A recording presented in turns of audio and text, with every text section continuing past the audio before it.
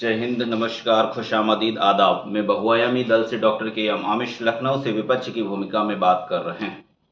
साथियों, बहुत ही अफसोस के साथ कहना पड़ रहा है कि जो वर्तमान में सरकार के द्वारा पर्सनल डाटा प्रोटेक्शन एक्ट लागू किया जा रहा है, वो पत्रकारों की कलम तोड़ने का काम, पत्रकारों पर भारी भरकम जुर्माना 2.5 करोड़ से लगा के 5 करोड़ तक वसूल करने का एक षड्यंत्र प्लान रचा जा रहा है।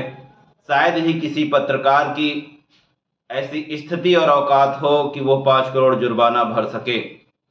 जितनी भी खोजी पत्रकारिता थी वो सरकार एकाएक बंद करने की साजिश के तहत है। साथियों, ज्ञात होगा 2014 में केंद्र में सत्ता बीजेपी के द्वारा हासिल की जाती है।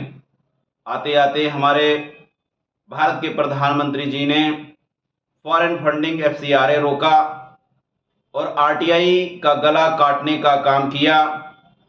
RTI के नियमों को हल्का किया, यानी जो कांग्रेस ने हमको एक नियम दिया था 2005 में सूचना का अधिकार, उसको बीजेपी मनवादी विचारधारा ने नस्तो नाबूद कर दिया।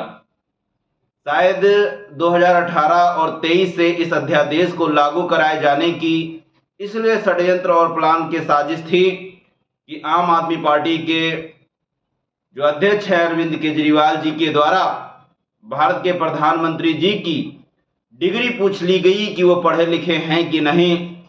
एक तरफ भारत के गृह मंत्री अमित शाह जी यह कहते हैं कि उनकी कोई डिग्री असली नहीं, वो पढ़े लिखे नहीं हैं, और दूसरी तरफ लखनऊ विश्वविद्यालय कंप्यूटराइज्ड डिग्री जारी कर देती है। और यह बात RTI के माध्यम से खुलासा होने पर पता चलता है कि उस समय कंप्यूटर था ही नहीं जब मोदी जी ने पढ़ाई की, तो फिर यह डिग्री कैसे। यह बात हमारे प्रधानमंत्री मोदी जी को गुजारा नहीं हुई, इसलिए ये ऐसा नियम लेके आए। जिस तरीके से नेहा सिंह राठौर लोक गायिका टारगेट करते हुए प्रश्न करती है, ऐसे लोगों की जबान काटने का, पत्रकार जो अच्छा लिखते हैं उनकी कलम तोड़ने का, इस तरीके से इतने प्लान बनाए जा रहे हैं ताकि खोजी पत्रकारिता को नष्ट कर दिया जाए। RTI ने हमें जो अधिकार दिया था सरकार से सूचना मांगने को, उसको भी बर्बाद कर दिया जाए। और जो भारत में पत्रकारिता के नाम पर, YouTube चैनल के नाम पर किसी की डेटा को बताता है या मुंह खोलते हुए किसी का नाम लेता है, तो उस पर 250 से लगा के 5 करोड़, 2-2.5 करोड़ से लगा के 5 करोड़ तक जुर्माना लगा दिया जाए ताकि उसके घर की कुर्की हो जाए और ज़िंदगी में कोई पत्रकार ऐसा काम ना कर पाए कि वह जो है किसी भी डाटा को सार्वजनिक कर पाए। ऐसा इसलिए कि प्रशासन में बैठे अधिकारी भी इन सब कार्यों में लिप्त होते हैं कि जब डाटा का उजागर होता है, न्यूज़ पत्रिकाओं में प्रकाशन होता है, तो संबंधित अधिकारियों का भी नाम आता है। अगर यह नियम जमीनी स्तर पर लागू हो जाता है तो निश्चित तौर पर भारत में लोकतंत्र समाप्त हो जाएगा। जिस तरीके से ये लोग भारत के संविधान के अगेंस्ट जाकर समय समय पर नए नए अध्यादेश लागू करा के जो भारत की रही कठपुतली ही कह सकते हैं, स्टाम्प मोहर ऑलरेडी बोला जा चुका है। मैं पद की गरिमा का उल्लंघन नहीं करता हूं। राष्ट्रपति जो सेल्फ डिसीजन ना के बराबर लेते हैं और तुरंत हस्ताक्षर करके नियम बना देते हैं, ऐसे भारत को शायद राष्ट्रपति की भी आवश्यकता नहीं, जो समाज हित ना देखे और जो भारत की वर्तमान स्थिति की आवश्यकता मांग को ना देखे और उसके बावजूद भी संवैधानिक तौर पर नियम बना दे। प्रश्न खड़ा होना लाजमी है।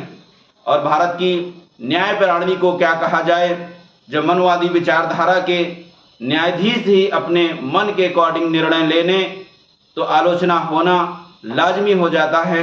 उन तमाम पत्रकार संगठन संचालकों से, बहुआयामी दल के माध्यम से, पढ़े हुए युवा शैक्षिक समाज के नाते से मैं उनसे अपील करना चाहता हूं, निवेदन करना चाहता हूं कि कम से कम जो चौथा स्तंभ जो रखा गया है मीडिया पत्रकारिता को, उसको बचाए रखें, बचाने में महत्वपूर्ण भूमिका दें। क्योंकि अगर पत्रकारिता ही समाप्त हो जाएगी तो सरकार के आगे हमको पानी पीने के लिए, खाना खाने के लिए, विवाह करने के लिए, छोटे छोटे अपने रोजमर्रा के कार्यों के लिए भी गिड़गिड़ाना पड़ेगा, भीख मांगनी पड़ेगी। यह निर्णय आपको लेना है कि भीख मांगना है या संविधान ने जो आपको अधिकार दिया है उसके लिए लड़ना है। निवेदन करता हूं, चिंतन मनन करें। जय हिंद, इनकलाब जिंदाबाद, सत्यमेव जयते।